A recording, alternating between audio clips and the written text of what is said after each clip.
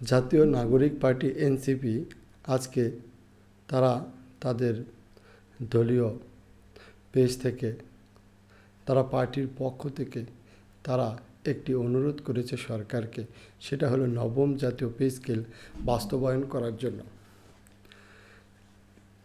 এই জন্য জাতীয় নাগরিক পার্টি এনসিপিকে শুরুতেই আমি ধন্যবাদ জানাচ্ছি, কারণ একমাত্র রাজনৈতিক দল হিসেবে তারা সরাসরি নবম জাতীয় পে স্কেল বাস্তবায়নের পক্ষে একটা অবস্থান নিল। আমরা দেখেছি নির্বাচন হয়ে যাওয়ার পর এখন পর্যন্ত কোনো রাজনৈতিক নেতা বা রাজনৈতিক কোনো দল তারা নবম জাতীয় পে স্কেলের পক্ষে কোনো কথা বলেনি।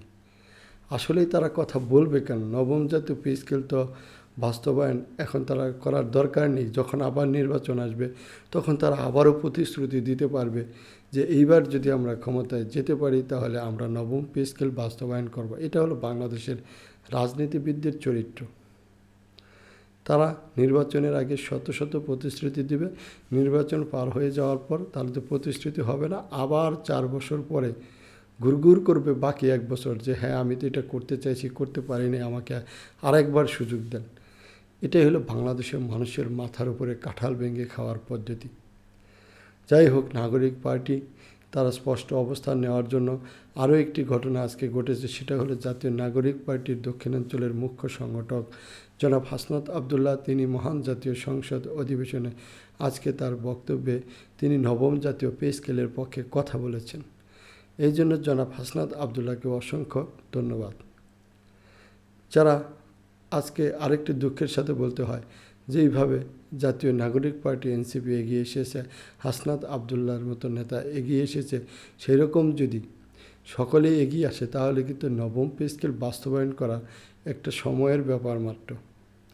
আর যদি ডক্টর দেবপ্রিয় ভট্টাচার্যের মতো অতি জ্ঞানী আন্তর্জাতিক খ্যাতি সম্পন্ন বাটপারদের মতো যদি যুক্ত করতে পারেন তাহলে জীবনেও নবম পে স্কেল বাস্তবায়ন হবে না।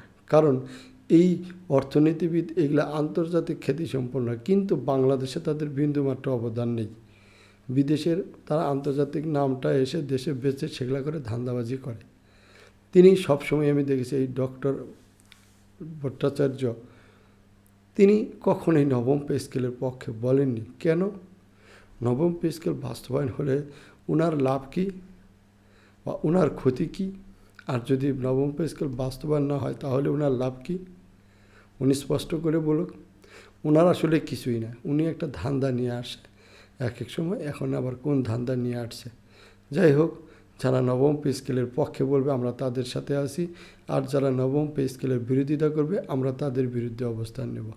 এই আশাবাদ ব্যক্ত করে আজকের আলোচনা এখানে শেষ করছি। সকলেই ভালো থাকবেন। ধন্যবাদ।